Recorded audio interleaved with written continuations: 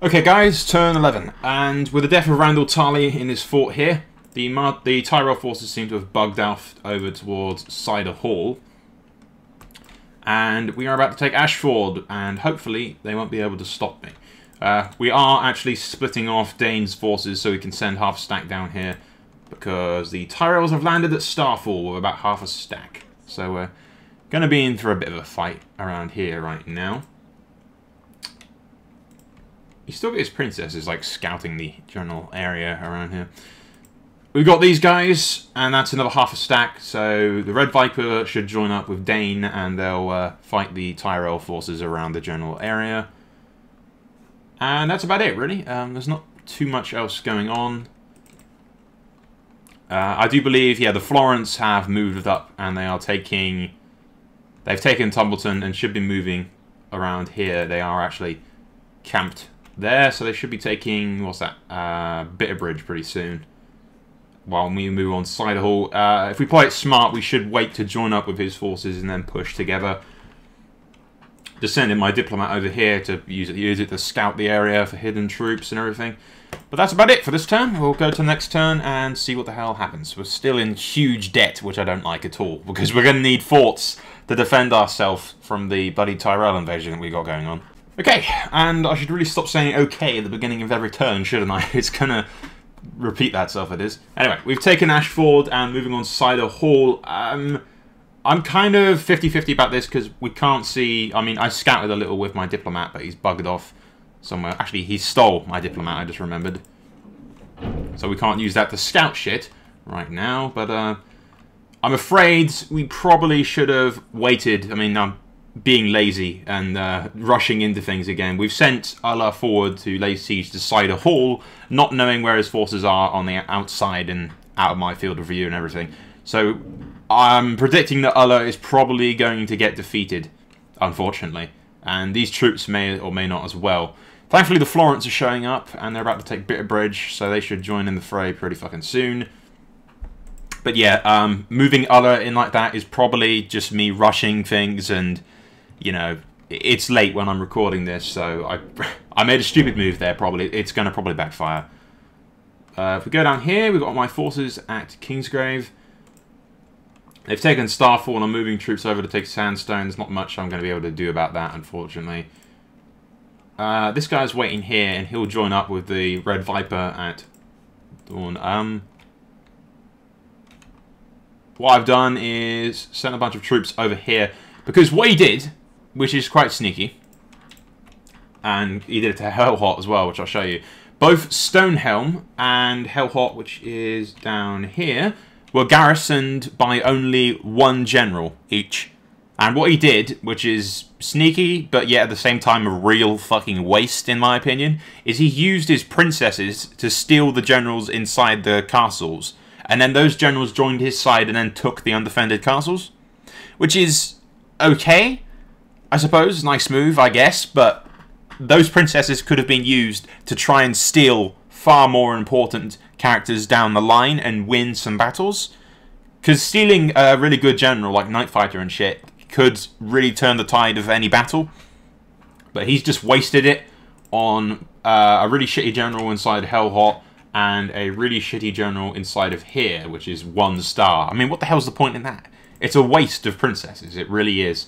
But yeah, we've split off the Martell, the Red Viper's forces, and they're taking back Stonehelm. They'll sail back over to Yornwood and regroup after that. And we've got the forces at Kingsgrave. We'll likely use Sandstone before we can do anything about it, but we'll move further south and hopefully deal with that. But we'll go to the next turn and probably get Allah killed. But we'll have to see. Well, guys, I was right about, I believe I predicted last time, didn't I? About Allah being defeated outside of Cider Hall, because he showed up with a bunch of troops and placed forts. Now, I've left these troops here just because we can, really. Although, if he's smart, he can just easily block that off with a fort there and a fort there. I won't be able to get to him. But Anders has Nightfighter.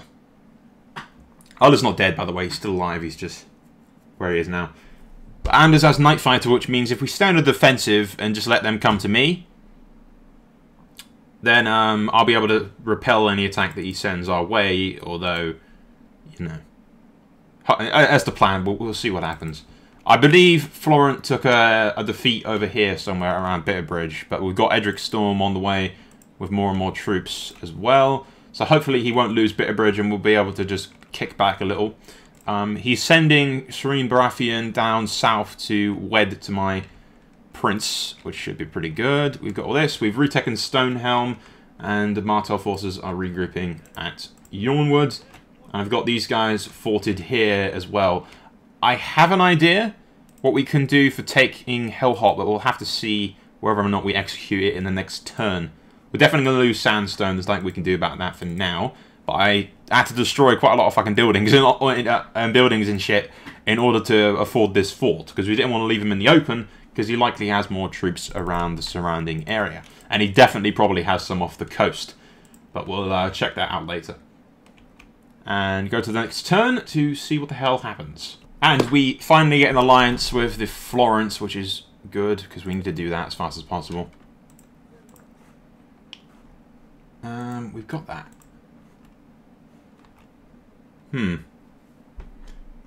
I know I said, I believe in the previous part, saying that the defense and everything, and that's probably a good idea. But what we can do here, which is actually a good little trick if some of you want to do this. Thinking about it, it's probably a bad idea, but we'll do it just to show you guys what you can do and what's wrong with this little fort wall that he's done here. Now, looking at it, I can't get to his armies, right? Wrong. This force here is in the ambush position, which means I can do this. If I place Allah right here, that will trigger a battle. I'll have to sacrifice Allah, who will die. And unfortunately, that just moved what's-his-face into range of my army, moving him out of position and generally killing him. So, and the Yornwood can come over here, do this. Bang! Glow victory. Execute. And now, in the next turn, this force here cannot move. And he's only got this force here, and that won't be able to kill me because it's a lot weaker than mine. Of course, I'll do off-camera, I'll reload the battle a bit in order to get better odds and lose less men, which is something that you should do. Never accept the first victory. Always do like 1 or 2 reloads to see if you can lose less men, because really those odds are going to affect it a lot more. My army could be a bit stronger if I reloaded the battle 3 times and only lost 100 men next time around. So that's quite important to do, really, in any hot seat. Even if you win, try again a few times to see if you can get a better outcome. But there you go. I just completely screwed up his fortification there. Unfortunately, if he's smart, what he can do is simply place a fort here and I'd be trapped. I'd have to lay siege to one of his forts in order to bypass, which I would do right now if I could, but I'm out of movement points, sadly. What I could have done is lay siege to the fort immediately, I suppose, and then have done it, but that would separate my troops and everything. But if he's smart, he'll place a fort here, which might screw me over. But it's really late when I'm doing this, so I don't think I'll bother. I'll just leave it and see what the hell happens. It might have been incredibly a lot smarter just to stay at Ashford, because with Night Fighter, he has none, so any attack he made on Ashford, if I stayed there and just stayed on the defensive and waited for the Florent forces to arrive, I would have been able to repel any attack that he threw at me. I don't know. Maybe he won't place the fort, but it's quite the obvious thing that he can do. He won't be able to defeat me, but if he places that fort, he'll gain 1 more turn to bring over whatever forces he has, and he's bound to have more troops out of my field of range. So we'll see what happens. We've definitely lost this fort, unfortunately, because Loras force can still do it. He can't defeat me next turn, I don't believe, but the turn after that, I might be trapped still, and I might lose Anders Yornwood, which would suck. So hopefully the Florent forces arrive in time to assist. If we go back down to Dorne around here, yeah, well, I'll do this off camera, but if we go down here, yeah, see, okay, let's see. He has ships here which are definitely in range of that and that if I decide to attack. So what we'll do is we'll fort off Hellholt here, where my mouse cursor is. I'm not sure if you can see that, but just across here with 3 forts, and then that will block off that and allow me to take Sandstone. And then we'll move against Hellholt as well with full force and hopefully be able to take that. I do believe that's everything, really. We've still got some forces at Yornwood. And we are going slightly into the green-ish now. All of our shit's under attack though. But anyway, we'll go to the next turn and see what the fate of Anders Yornwood is. Or whether or not we just made... I mean, we did make a smart move, which most Youngbloods wouldn't know about or be aware of being able to do. But doing that and dragging forces forward using the ambush mechanic and just sending in like a spear militia to drag him forward, you can get a victory like this. Just be aware that, you know, in this situation, he can track me and I'm fucked, kind of thing, if he does that. So, you know, the move is very smart, but it probably isn't the smartest thing. The more I think about it, the more I'm thinking I should reload and just stay at Ashford and stay on the defensive. But I've showed you this, so I'll stick by it and show you what probably is going to happen. Okay, we're back in Dorne. We've taken Sandstone. Yeah, I made a little accidental illegal move because we've had 3 forts, and apparently we're only allowed to have 2. Most hot seats have like a limit of 3 or 4 forts, and having 2 is just retarded in my view because I won't be able to defend myself properly, kind of thing. But yeah, we can't have 3 forts, so it was an honest mistake. I didn't realise that at all. I've set up an ingenious little move at Hellholt. We obviously can't take it, and you may be thinking, why the hell have I placed that fort there? Because they can just siege it and kill me, right? And they can also, what I'm counting on him doing is thinking that he's smart. No offence. And placing a fort here and a fort there in order to cut it off and think that he's blocked me from doing it. And if he does that, or even if he just stupidly lays siege and thinks that he can take me. Both of these forces, I have tested it and made a test save. Both of these guys can reach a square right here at the tip of this river. And that means that I can sally out of the fort and then kill his forces. Long story short, if he plays this the way I'm thinking he's going to play this, I'll be able to kill him and take Hellholt and kick him out of Dorne once and for all. Less glorious news in the Reach. As I predicted, he placed the fort where I said he was going to place the fort. And, well, you know, we're trying to get out, but the chances of him not having troops now in range to kill Anders is very slim. So we're probably going to die. You'll notice my troops are a bit more stronger than they were in the previous turn. That's because I reloaded the few times and got a better outcome. In this situation, I could either siege this fort or I could siege this fort. If I laid siege to the bottom fort, he could just block me in again. And I mean, he could again, actually, if he wanted to, but that's a lot of wasting money. Unfortunately, Edric Storm is not going to be in. He's not going to be able to move before Tyrell moves. Tyrell moves before Florent does. So if Florent moved first, Edric Storm could come to my assistance and save me. But I'm quite sure that Anders Yornwood is probably going to die. We've also lost Ashford, but I've just sent word to the Florents to tell them to retake it. Shireen Baratheon is 1 turn away, and she should marry my prince pretty soon. And hopefully, we'll go to the next turn and see exactly what the hell happens. Our shit's still under siege, so I'm going to send my fleet over here and see if we can lift the siege on Sunspear, then start recruiting some shit, as it were. It should be quite interesting to see what he does next, because, I mean, I've been able to predict his moves quite easily thus far. He placed the fort, as I had guessed, and, I mean, he might try to block this fort off here, or he might just think that he can kill me instantly and lay siege to it, and then that just makes the job even fucking easier. But I've covered both bases. If he blocks me off with forts, the way I think he's going to do, one here and then one to the left of it, then I can still sally out and defeat him. And if he doesn't block me off with forts here, then I can still sally out and defeat him. So either way, I'm going to win around Hellholt if he's, you know, that stupid. There is a third option where he does the smart thing and just blocks me off and then ignores the fort and fucks off and attacks other shit. And then that leaves my entire army sitting there, unable to move. So, you know, as with every move that I make in hot seats, it always has a negative side that could happen and bite me in the ass. Welcome to every single hot seat that I play. I play risky fucking moves that could pay off, but usually don't. When they do pay off, they're ingenious moves, and I should be rewarded for them, because they're godlike. And when they fuck up badly. But we'll see. We'll see. A sad day for Dawn this day, people. A sad day for this day? Whatever. It's fucking sad, okay? As I predicted, he had forces in range, and Anders Yornwood was defeated. The remnants of his army are over here. The good news is Florent has arrived with troops. See, in this situation, it's right here. If I had stayed in Ashford, one, I'd have been able to repel any attack that he launched at me, thanks to the Night Fighter and the fact that he doesn't have any, which means any siege that he laid, I would have been able to just kill them. Any attack that he made against Ashford without Night Fighters, I would have been able to simply repel any advance that he made. And then I would have been able to join up with Edric Storm and push on the things. Unfortunately, I was too goddamn fucking...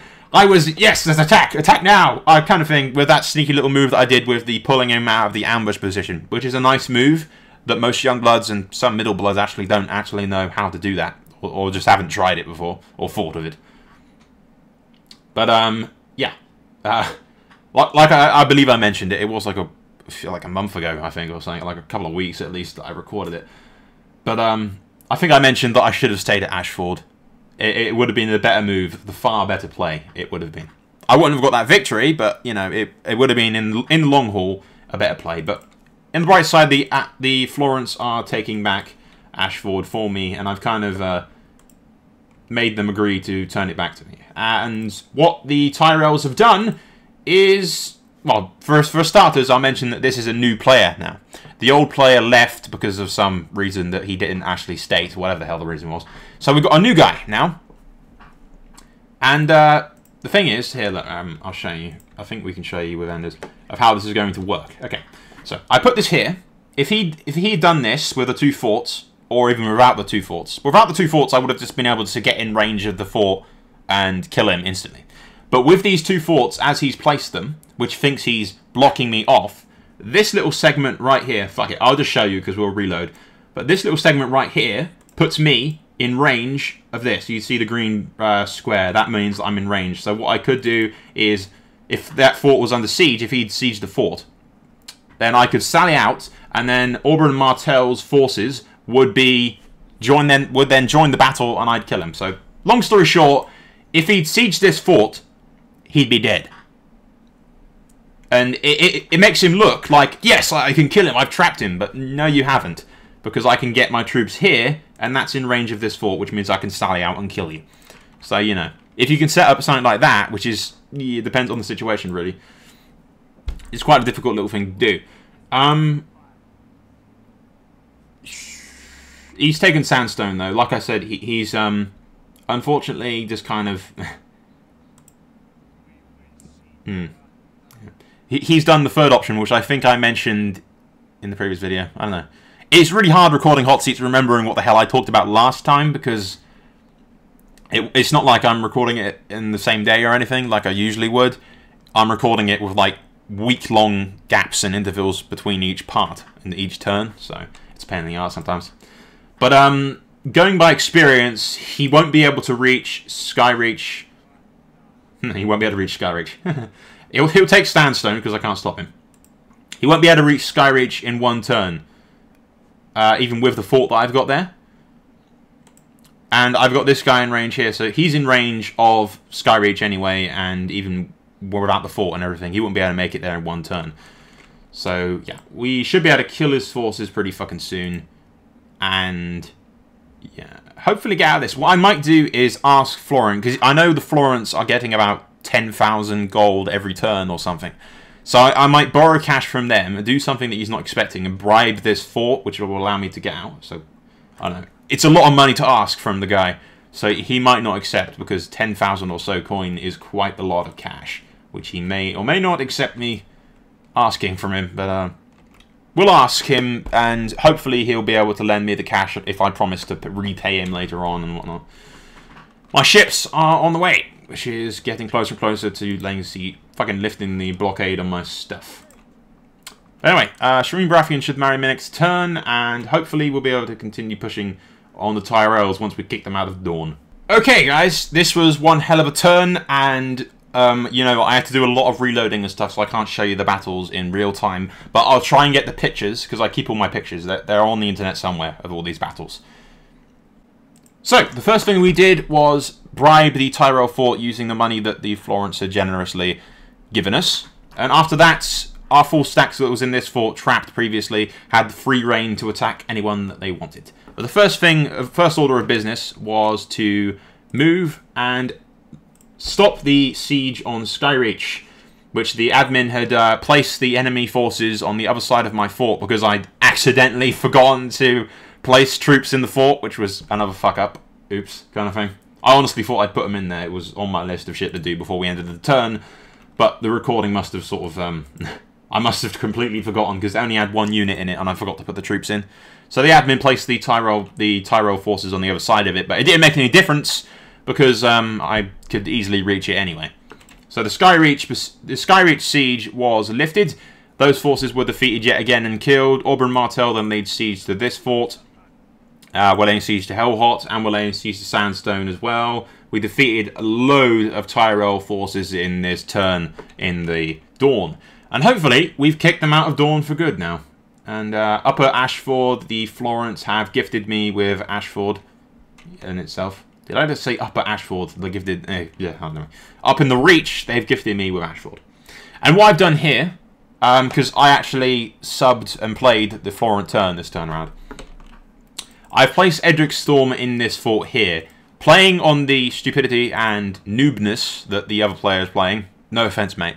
He's a young blood, a lot less experienced than the previous player. So what I've done is place them in Edric Storm in this fort like he is, anticipating that he'll think that he has more troops than me and that he'll win if he attacks. If he attacks, Edric Storm can march out because he has Night Fighter. Very similar in the way to what Anders Yornwood would have been able to do if I'd kept him at Ashford. So if Tyrell attacks, Edric Storm will be able to kill them, 100%. Also, I've stuck half a stack of Florent troops in these trees back here, which will help out when the time comes. So guys, we'll go to the next turn. There's been a lot of shit happening in this one, and hopefully we'll be able to take all this stuff without any Tyrell forces coming back. We still have to take Starfall as well. Alright, the Tyrells did pretty much exactly what I've anticipated them doing in the Reach. But in Dawn, we have kicked them out of all of our lands, retaken Hellholt and Sandstone, and our final job is to take Starfall, and then we can begin to construct our forces and hopefully beat them further back. We are going further into the green now that we've retaken these locations and lost some troops. But anyway, up in the Reach, the Tyrells did precisely what I thought they would do. They attacked thinking that they'd win, and they got completely and utterly wiped out. So, the Florents have arrived with all of these troops. I'm laying siege to Cider Hall with some Florent troops assisting. And we've got Edric the Heir laying siege to Mace Tyrell. This one has a bunch of Tyrells in it as well. More Tyrells. And more Tyrells. More Tyrells here. But we're about the Florents are about to wipe out a fuck ton of Tyrells, is what I'm saying. And I believe we killed Loras Tyrell in the siege of Ashford, but I'm not entirely sure. When Edric Storm sallied out with his fort and killed them all, he may have killed Loras Tyrell. I'm moving this general up here because he can take command of the remains of Anders Yornwood's force. And Florence also got the Queen Regent, which is Axel Florent, leading it, which is a badass general. But yeah, we've kicked him out of Dawn. Things are going well again in the Reach, and things are looking up as always, which is good. So hopefully we'll be able to push on Highgarden. I believe the Starks may arrive soon with some forces to assist as well, and I've received word from the Arryns that they may be marching through the Crown Lands to assist as well. Hopefully, you know, if they ever arrive. And if we can trust them, that is. Hopefully we can. They are allies of the Starks, so hopefully they won't risk war with us until the Lannisters are dead, at least. Okay, guys, this is where this part will end. It may be a couple of minutes off of the 30-minute mark that I usually aim for. The reason for this is the hot seat is currently at turn 21 when we upload this. So we don't want to go any further than I already am, or for that matter, show you what's going on in Dawn, because I don't want the fucking Tyrell player watching what I'm doing. I'm not showing you where all of my troops are, you little bastard. So yeah, we've taken Cider Hall, obviously, regrouped with the Florent troops, and my forces are going to tag team up with them. The Starks are laying siege. Wait a minute, if I can show you. If we, there you go. The Starks are laying siege to Highgarden, and Highgarden will fall to the Starks. They've also taken Golden Grove, but I believe the Lannisters are trying to retake Golden Grove at the moment.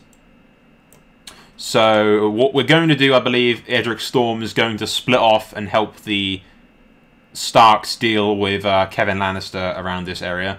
while the other forces help with me with moving on the remaining Tyrells and wiping them from existence. Although I believe we've already wiped out and killed pretty much every member of the Tyrell family that's of age, at least. So I'm not even sure who the hell is in charge of the remaining Tyrell forces right now. We are taking back Starfall as we speak as well. That will be mine in the next turn. And yeah. I decided to record this part now because obviously I recorded it previously, but we're recording it now so that I can explain why the thing's stopping here.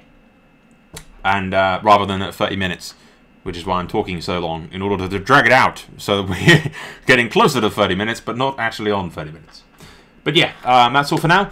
Next weekend, I mean, you probably won't see any more Hotseat episodes for, at least for this series, for a while, because obviously we're on 21. We need to at least get like 20 more turns ahead, because we've done 20 turns in 2 30-minute-ish parts.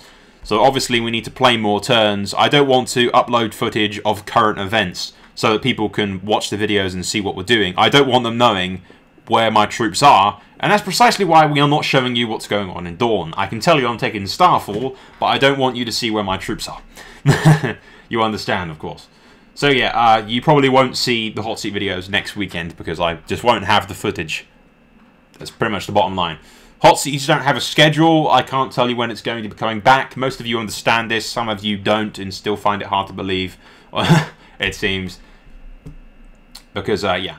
The other 2 Hotseat series, actually the one Hotseat series, I suppose. The Youngbloods free one. Some of you probably already guessed. That's ended. That's done. Unfortunately, it's done.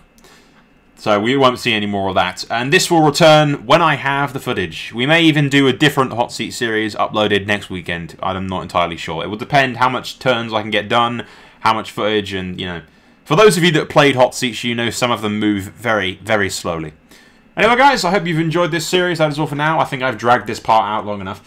Annotation will be on the top right-hand side, I suppose, eventually, when the next part is out. And that's all for now. I shall see you in other videos. That's, yeah. Soul out.